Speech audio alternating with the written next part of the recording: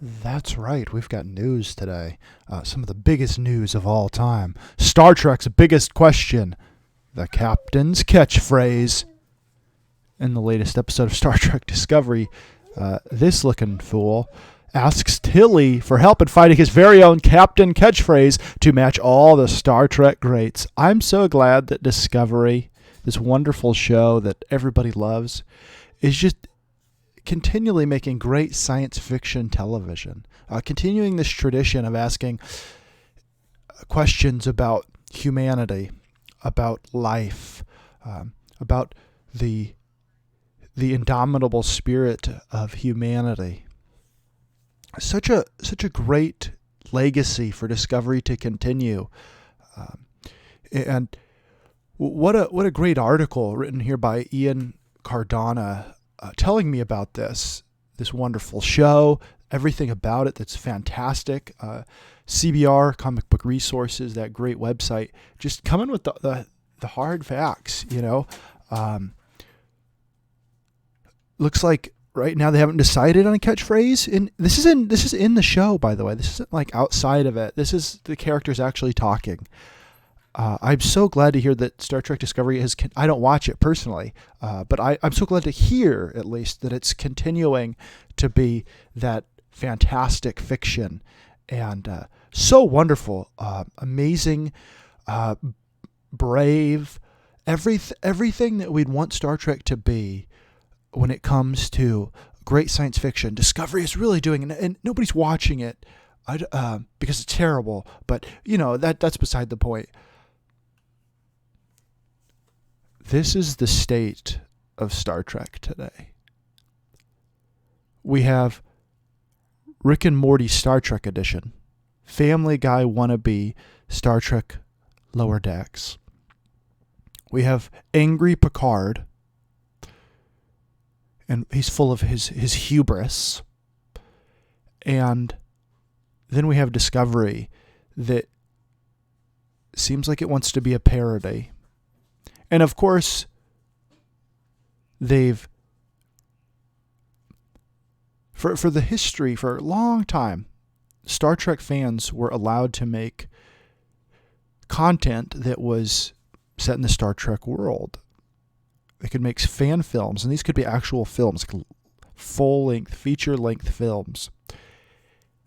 And they did so. Vic Mignogna made a Star Trek show that was in the original series, and he played Captain Kirk, and they're really good. They have the real sets. They rebuilt the sets. It looks fantastic. It's really good.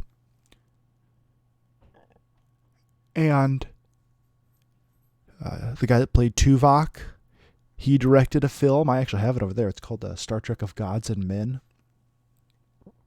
His name's Tim Russ, by the way, not Tuvok. But the fans were making this. And then what happened lately? Oh, they're not allowed to do that stuff anymore because they don't want people to actually watch those for free. They want them to pay for CBS All Access and their crappy Star Trek. They don't want there to be a chance that something else that somebody makes for free, putting out for free, making no profit on, out of love for the series, would be more successful. So they put restrictions on it. They don't care about Star Trek. They don't care about people that like Star Trek. This is a perfect example of what it is. A cash grab. Look at this. Here I am on this website. Star Wars fine jewelry. Here's Disney's interest in Star Wars. A ring themed after Luke Skywalker somehow. Because it has a green emeralds or something. Ridiculous. And the same goes for Star Trek. Paramount, CBS, they don't have any interest in making good Star Trek. They have an interest in selling you CBS All Access, and one of the only things they have that they think will get people to join CBS All Access is this garbage. This is Star Trek. But they made it into garbage. They don't have anything else. What, are you going to pay lots of money to watch Big Bang Theory? You can get that on Blu-ray for pennies.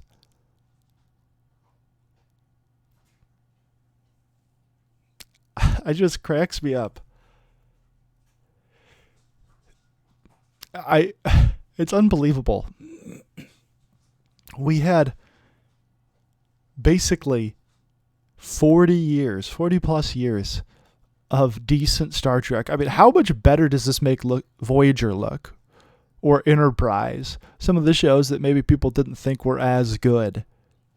I mean, give me 5 more seasons of Voyager over this crap. Bring back Neelix. They also set these around the time period of when they can have some of the original series characters on there. Captain Pike, Spock's on there. Some of the minor characters from single episodes have been on there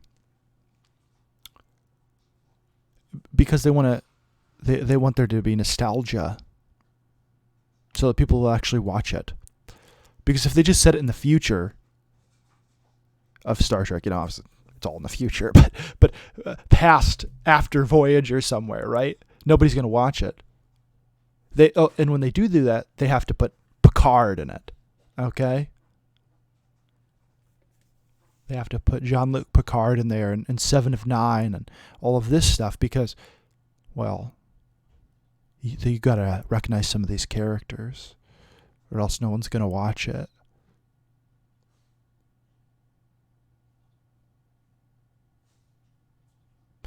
But that's not why Star Trek fans like Star Trek. They don't just like it because of the old characters. They liked it because of the themes, the seriousness that it took, right? The serious attitude that it had about science fiction. Instead, they've made it into a joke.